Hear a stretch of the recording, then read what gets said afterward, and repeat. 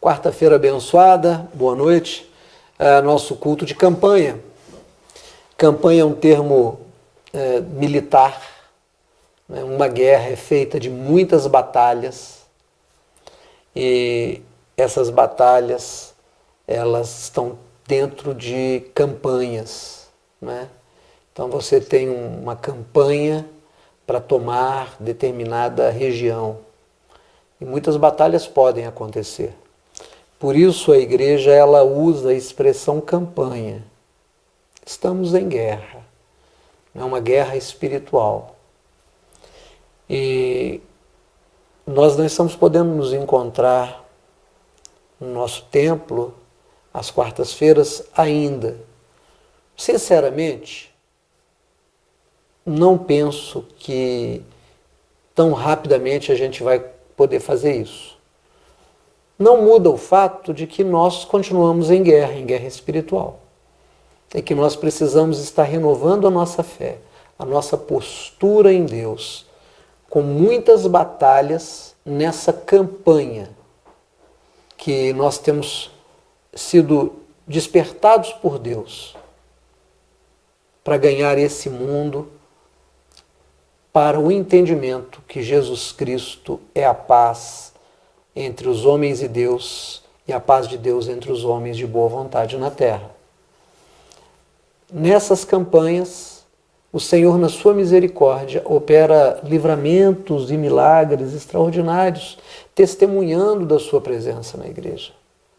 E a igreja não é um templo feito de tijolos, mas é um corpo feito de mentes e corações. Então a igreja não é. Somos a igreja. Então eu quero te convidar a ler 2 textos comigo. Eu quero fazer uma meditação nessa quarta-feira em 2 textos. O primeiro deles está em Gênesis, capítulo 2. Abra sua Bíblia comigo, por favor, em Gênesis, capítulo 2, a partir do verso número 4. A palavra de Deus diz assim: Estas são as origens dos céus e da terra, quando foram criados, no dia em que o Senhor Deus fez a terra e os céus.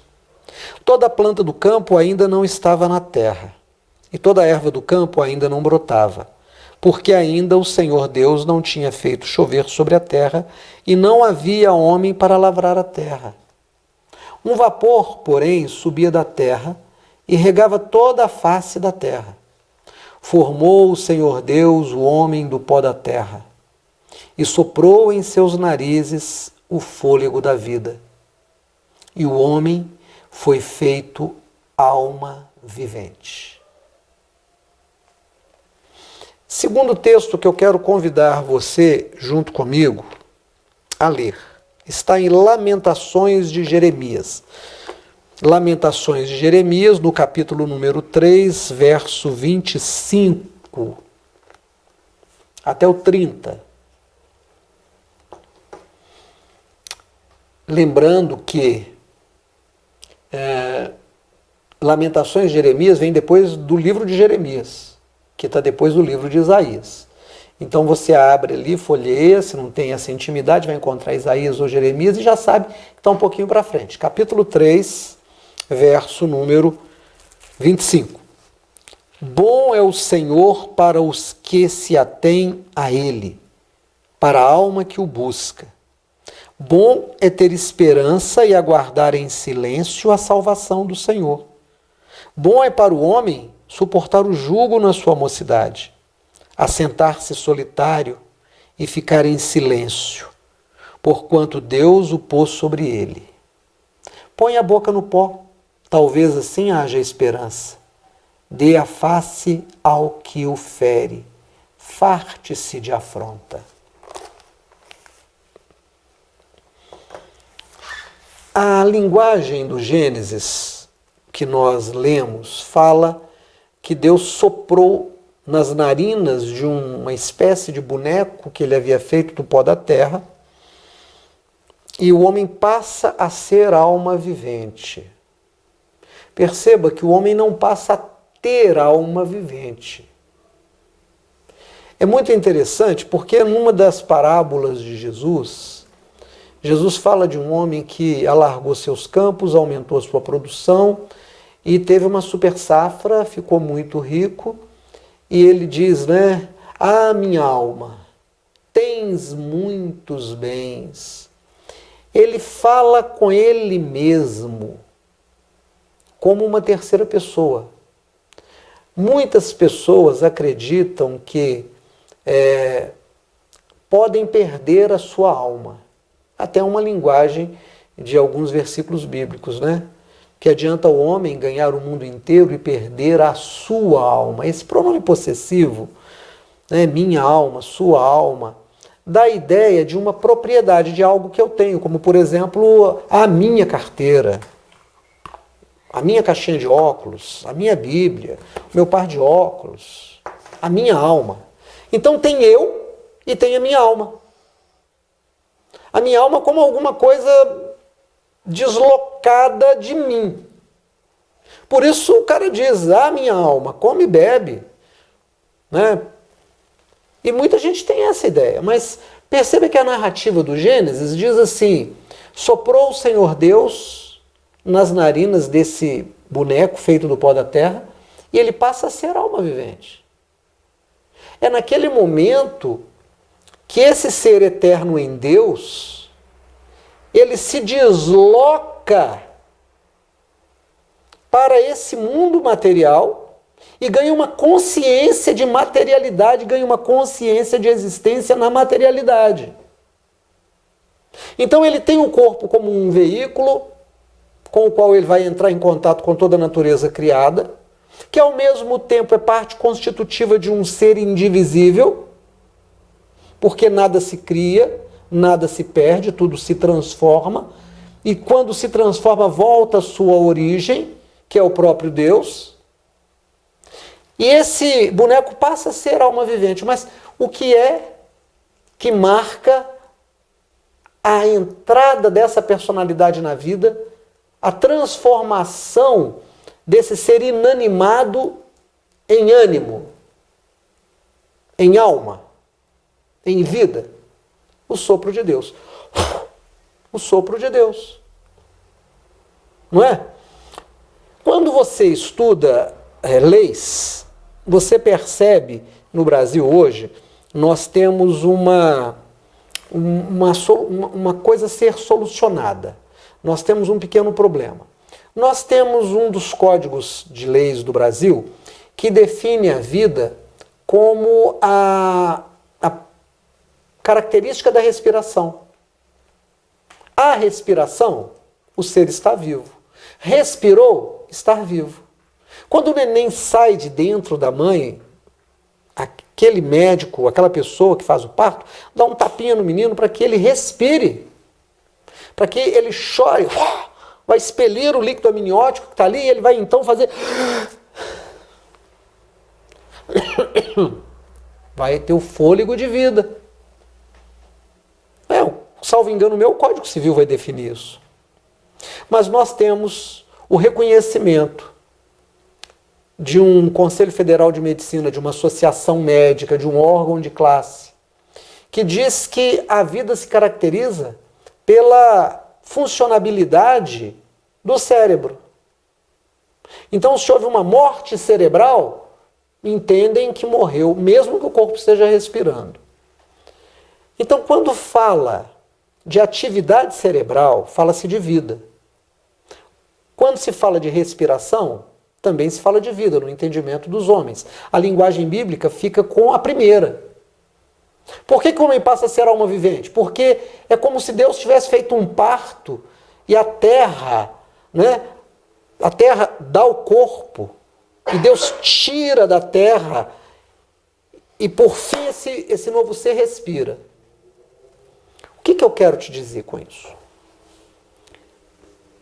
Hoje, mais do que nunca, as pessoas estão morrendo no exercício da própria vida. As pessoas estão vivendo mecanicamente.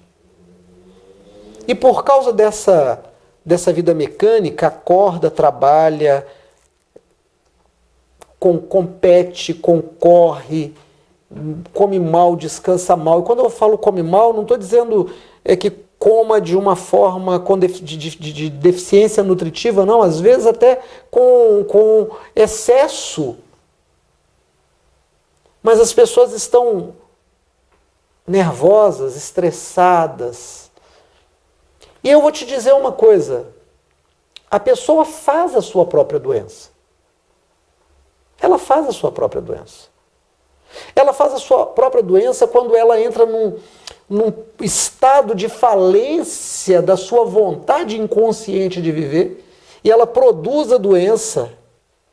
E aí surge uma série de doenças autoimunes e surge o câncer e as doenças psiquiátricas.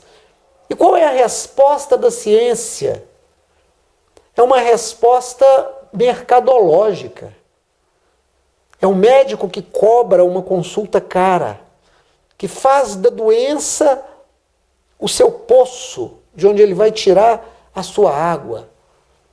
É a indústria da saúde produzindo os planos de saúde, os laboratórios vendendo remédios, e você fica então trabalhando, adoecendo, tomando remédio. E você percebe que, quando não é isso, muitas vezes você perde simplesmente a vontade de viver. É tanto problema, são tantas coisas para a gente enfrentar. E aí alguém vai dizer assim, mas você tem que recorrer à fé, você recorre. Você faz declarações de fé, você faz rituais, mas você se sente mal. A Bíblia, nessa sabedoria simples e nessa simples sabedoria, ela nos mostra o caminho. Ora, se Deus pega o pó da terra sem vida e sopra nele, a vida está no sopro, na respiração. O segundo texto que nós lemos, Lamentações de Jeremias, ele está testemunhando um momento de guerra, onde o seu povo está perdendo a guerra, já perdeu a guerra, onde a glória da sua cidade perdeu-se, onde a violência impera. Né? Então ele diz assim, olha, no meio desse caos, quando você já estiver morrendo, quando não há mais esperança, se assente, fique em silêncio, põe a boca no pó. É tão interessante porque a gente tende a fazer o contrário. A gente tende a gritar, a gente tende a reclamar, a gente tende a acusar. E quando você grita, quando você acusa, quando você reclama, normalmente a sua respiração é curta, é ofegante. E você não vê com clareza porque o sangue não circula. Então o cérebro, ele entra num modo de guerra e ele foca apenas na reclamação, ele foca apenas no mal-estar. Aí a definição da associação médica, que vai falar da morte cerebral como característica definitiva da morte, meio que se estabelece. Porque tudo aquilo que você poderia contemplar como vida, e a Bíblia vai dizer, no mesmo livro de Lamentações, ele vai dizer um pouco depois, vai dizer, quero trazer à memória aquilo que me pode trazer esperança, porque ele havia sentado. E ele resolveu encher o seu corpo de ar, do fôlego de Deus. Tá tudo ruim, eu não tenho o que comer, o inimigo está na porta, a doença está aí, morreu muita gente, vai morrer mais gente, eu estou atingido. Minha reclamação não vai resolver, meu grito não está resolvendo, não vai resolver. Minha acusação não faz outra coisa senão criar maior animosidade. Então ele senta, ele fica em silêncio, ele põe a cara no pó. E ainda que ele seja esbofeteado, ele deixa isso acontecer. Ele não se ocupa em se vingar, em dar o troco, porque não vai resolver. Porque violência gera violência. O que é que ele faz? Ele vai buscar o sopro de Deus. Ele se assenta em silêncio. Ele vai para um retiro. E às vezes a gente ouve falar de retiro como algo romântico, como algo bonito. Vou pegar um ônibus, vou pegar meu carro, vou para um encontro, sexta-feira à noite, chega lá com aquela música maravilhosa, né, lá do Marcos Witt, aquela coisa toda, e vem alguém e pega seu celular e você tem um chazinho no final da noite, tem uma palavra maravilhosa, e Peniel, e é tremendo, e você tem... Tá. Você sai de lá saltando, meu Deus, quantas vezes eu vi as pessoas dançando, gritando, foguete na porta da igreja, 6 meses depois, aquela pessoa está dizendo, cadê o reencontro? Porque eu já perdi o encontro. Tá, e depois o reencontro você vai fazer o quê? Outro reencontro e outro reencontro. Nós precisamos aprender a entrar num retiro, independente da beleza romântica que cerca a ideia do retiro. Está com medo do Covid? Está sem dinheiro? A doença bateu na sua porta, já te pegou. Sofreu um acidente, perdeu o emprego. O inimigo está te humilhando. Você já perdeu a fé no judiciário? Você perdeu a fé nos políticos? Nos pastores, nos padres? Você está querendo brigar com todo mundo? Você já está brigando com todo mundo? Você já viu que já magoou a esposa, já magoou o marido, já largou, já arrumou outra, já arrumou outro e também está mal. Você olha para você, seu corpo já está doente, está com a doença autoimune, cabelo está caindo. Olha o que o Jeremias diz. Senta. Olha o que o Gênesis diz. Toma do sopro de Deus, respira.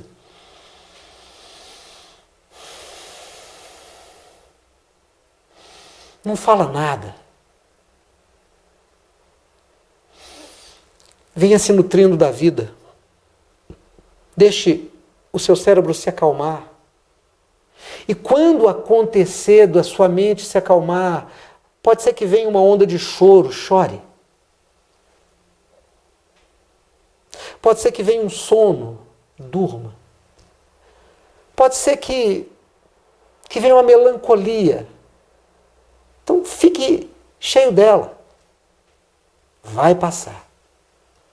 Continue respirando, continue em silêncio, ponha sua boca no pó, coma afronta. Ainda que te provoquem te batendo, não saia dessa posição. Essa é a posição de oração em Deus. É o que eu vou falar na semana que vem sobre o Salmo 91, no domingo, no estudo do Salmo 91. Entrar no esconderijo do Altíssimo é por essa porta. Sabe o que vai acontecer? Você vai começar a trazer à memória aquilo que te pode dar esperança. A sua mente, agora liberta, independendo do contexto, começará a trazer à memória as coisas que Deus já fez por você, as coisas que você já testemunhou Deus fazendo na vida dos outros, as promessas de Deus. E mesmo que não haja essa memória, o Espírito de Deus vai ministrar o seu coração em nome de Jesus.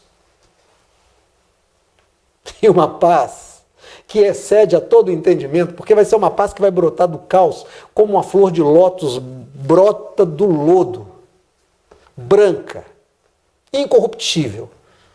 Uma fé extraordinária vai brotar.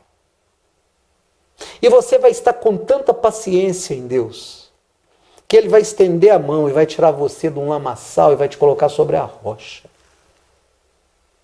Ele vai enxugar dos seus olhos toda lágrima. Ele vai colocar um sorriso. E você vai ver tudo se transformar, porque você vai ter se transformado por dentro. E a vida absorverá a morte. E esse é um grande milagre de Jesus, que Ele quer operar na sua vida, na sua casa, na minha vida e na minha casa. Vamos orar? Pai glorioso, em nome de Jesus, que a tua vida ultrapasse todos os obstáculos e chegue nessa pessoa que me assiste, que me ouve, e que o milagre alcance para a tua glória. Amém.